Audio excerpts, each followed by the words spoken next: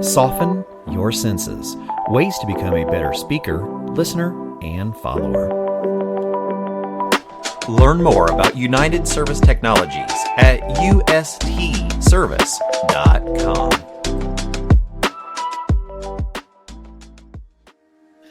All right, welcome everyone. We're hanging out with Rodger Smelcer. Rodger, how are you today? I'm doing well. How are you? I am fantastic. Rodger, we had a conversation just a few weeks ago about the many different career paths within the HVACR industry. And you serve a very unique portion of the industry, and it happens to be one that I'm very comfortable, very familiar with, one that I spend a lot of time in. Now, when we start talking to our educators and we start talking to our students about career paths, once they get out of the program, a lot of them anticipate that they're going to end up in a residential or a light commercial HVAC situation, right? Yep. They don't always get introduced to all of the different options. So if you are unfamiliar with HVACcareermap.org, it's a collaboration of different community colleges within California. It is a really cool resource to help show some of the different paths that we have within our industry. So let's say we come out of school and maybe we think, we were just going to end up as a residential technician, and we weren't introduced to all of the options. Well, when we use tools like this to kind of take a look at those different resources, we can see that there are a variety of different things that we can do. We can progress out of those entry-level jobs into like installers. We can move into warehousing jobs, but we can also get into the commercial sector. So let's just say we have an interest in moving over into the commercial environment. We want to take our HVAC and move it into, say, refrigeration and let's just say some kitchen style equipment opportunities. Well, a lot of people don't realize that we have apprenticeship programs that can lead us into these directions. And where you specialize is in the cooking equipment service technician realm. Yep. And that was me. A lot of mom and pop grocery stores and restaurants and large grocery, chain grocery stores. I did a lot of different food service equipment. And it wasn't just refrigeration, because as a refrigeration guy, you're there working on something, but I've talked about this many times before. My first encounter with looking at other kitchen equipment was I had a pizza oven at one of our shops that went down. I was there looking at an ice machine, and he says, "Hey, Cliff, you think you could take a look at this pizza oven?" I thought, "Pizza oven?" He said, "Yeah, it's a heating appliance, isn't it?" And I went, "Well, yeah, it is a heating appliance." So we have a lot of options in our industry. So I wanted to spend some time with you talking about the program that you guys have built and the way that we groom our youth, because the way that we recruit today may not look similar to the way we recruited 5 years ago, 10 years ago. And I think you're the master of recruitment and retention. Well, I don't know if I'm the master, but we started about 7 years ago really trying to attract young people into our business. And we looked at, where were Millennials and Gen Z looking for work, and would they be interested in this type of work? Yeah. And I think, we kind of struck gold a little bit with some prior auto mechanics and things that had the willingness to get a little dirty and good mechanical aptitude. And we thought we could train these people. Yes. Sometimes they got into it and it was working outside in a hot environment. I lived in California and now live in Arizona, and I can't imagine working in the Bay, on a 110-degree day. Absolutely. And we're working in grocery stores and even sometimes in the cold rooms. Right.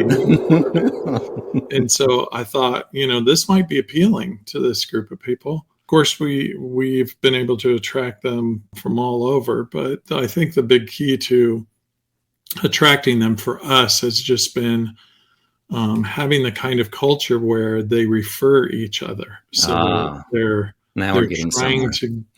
trying to help their friends. We just in these last couple of weeks, one young guy in his mid-20s just recommend another guy in his mid-20s to come in and help us. And that's what we're trying to foster. That's what we'd like to see.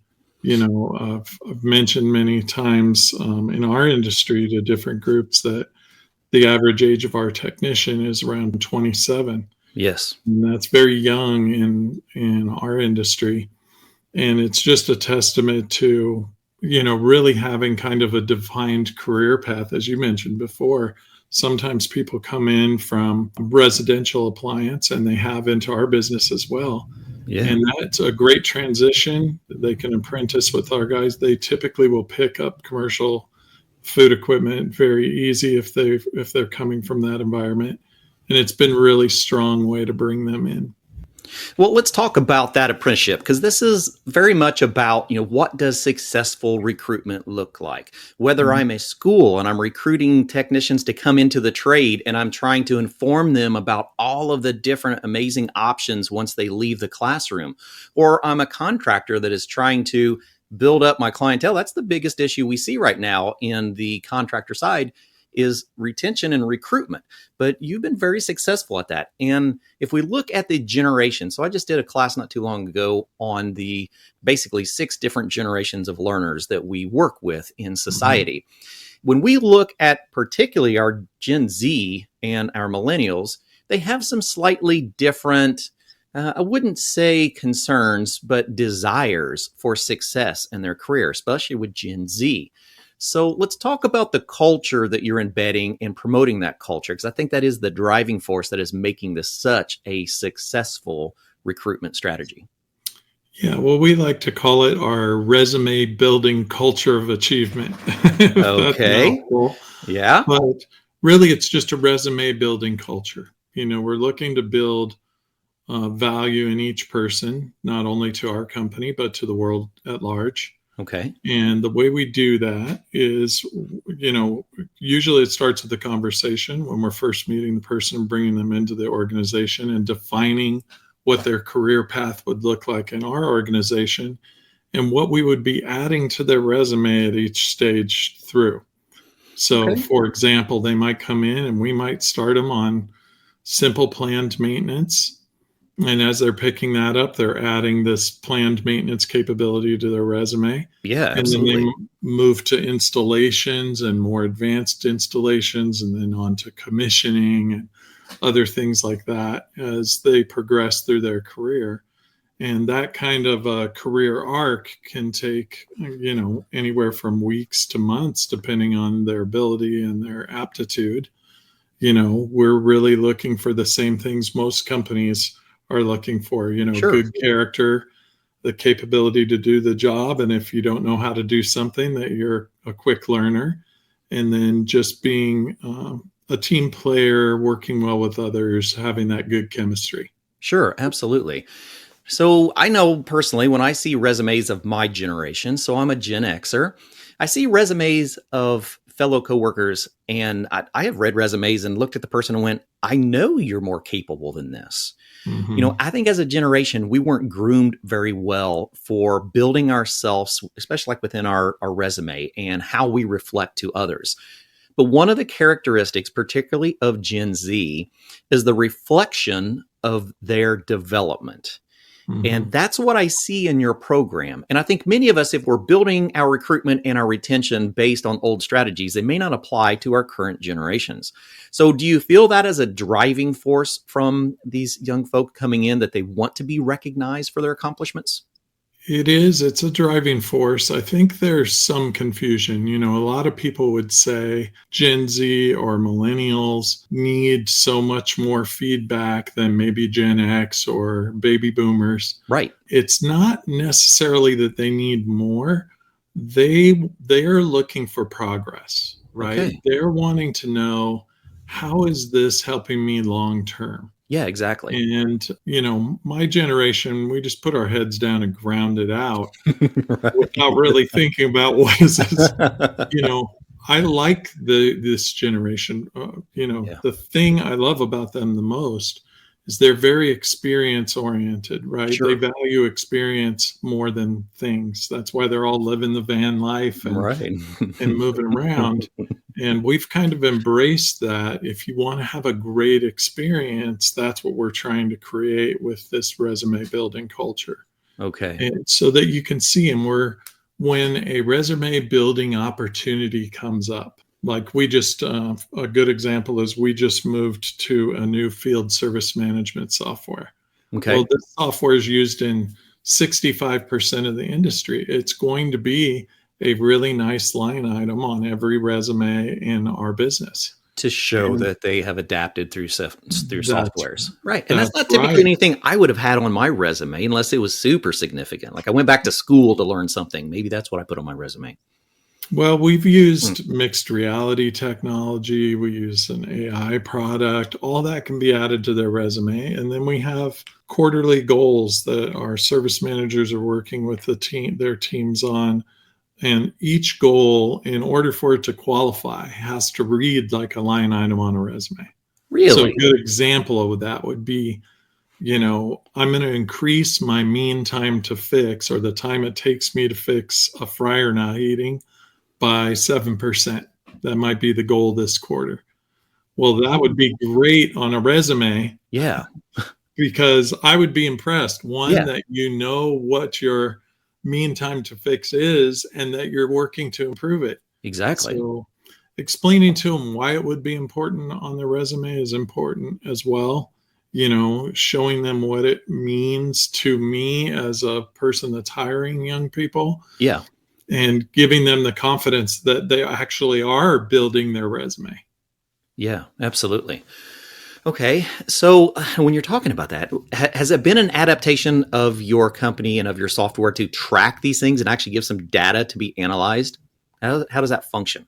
Yeah, a little bit. So we do it kind of in a one-on-one, more personal way than that. So of course we rely on data for a lot of things in our business, but with people, we rely a lot more on the one-on-one conversations. So yeah, when we do those quarterly goals, we're meeting with them in person on those. And we're talking them through. And a lot of times we're saying, well, that doesn't really read like a line item on your resume. Okay. What if we use the same goal, but we set it like this? And giving them those prompts to understand, what it's really going to look like on a resume. Yeah. I think that's good. And our data is showing that we're able to keep these people and get them to refer others. That's the most important piece to us, is how many referrals are we getting? And is that trend moving upward, or is it flat?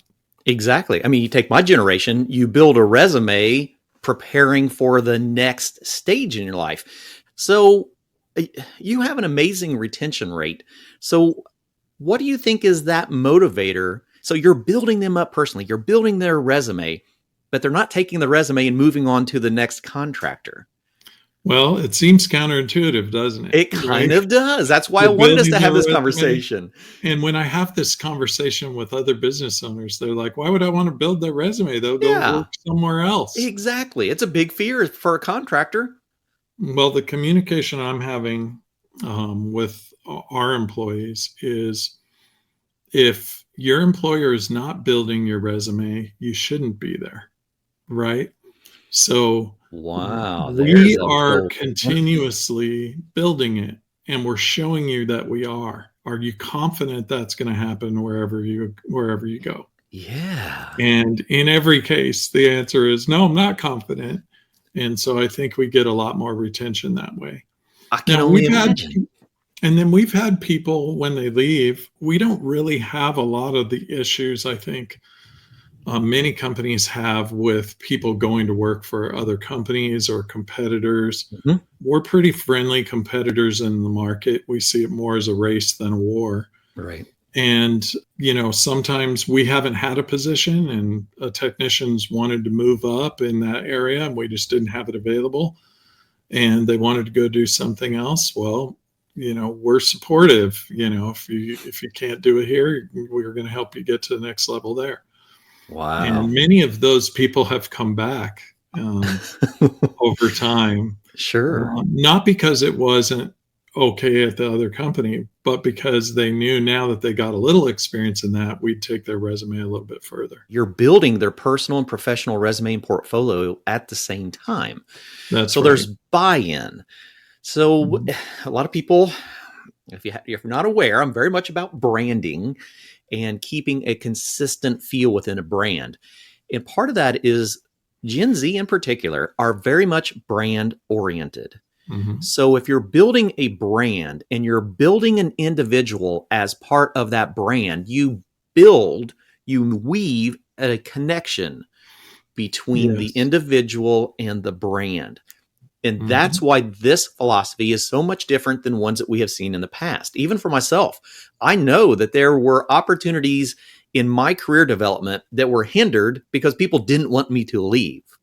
And so I was at times plateaued and would have to find ways for continued personal development. So you're promoting the individual to self-reflect on themselves, actually. Yeah. I mean, a little bit.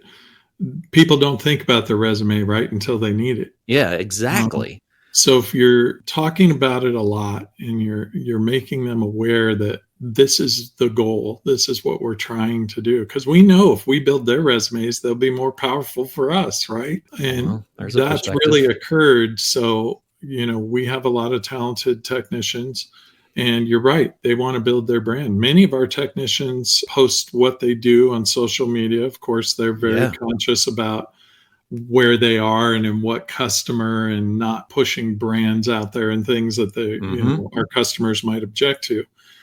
But the things that they can show are usually helps for other technicians because they've caught the bug. They're helping other technicians build their resumes as well. We're talking about a generation that thrives on success and building up others.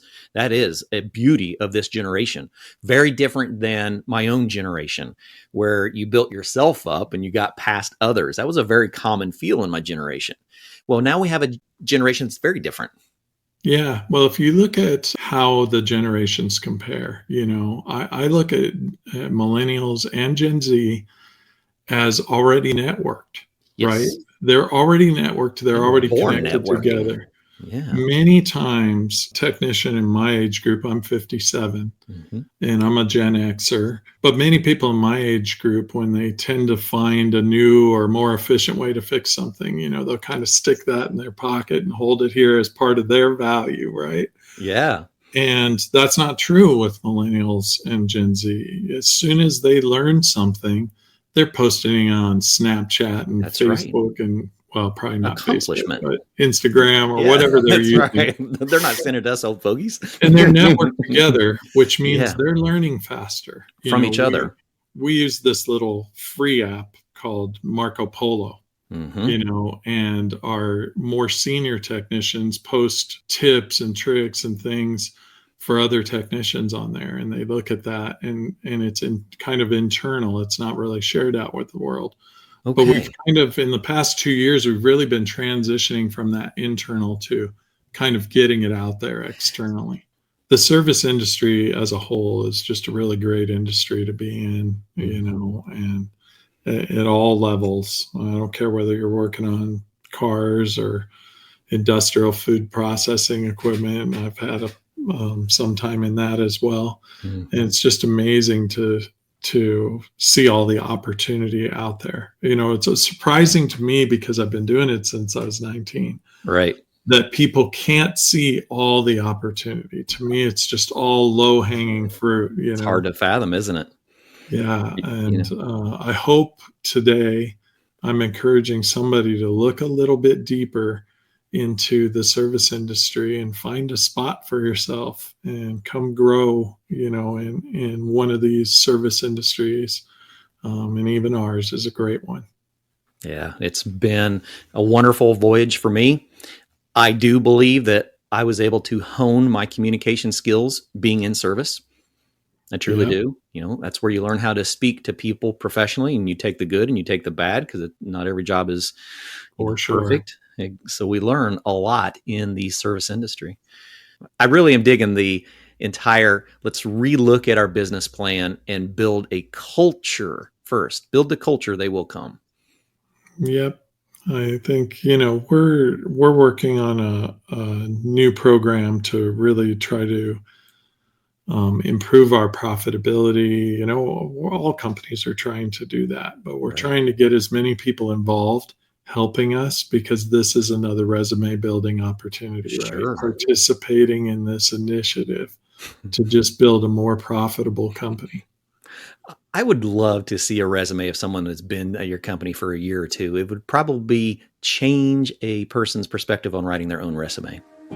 Yeah, I hope so. I hope they're taking the learning that they're taking in here and really thinking about what that means to their future. Exactly. All right. Well, Rodger, wow, that's a lot of wonderful information on building a culture, recruiting and retaining, really based on personal and professional development within the culture of a company. And I see this as being a growing trend. We've already seen the success of it. I mean, I doubt that there's any contractors out here that say they have a surplus of quality technicians, and you've achieved that. So grateful to have you here, grateful for the education, and look forward to some further conversations down the road. All right, fantastic. Great being with you.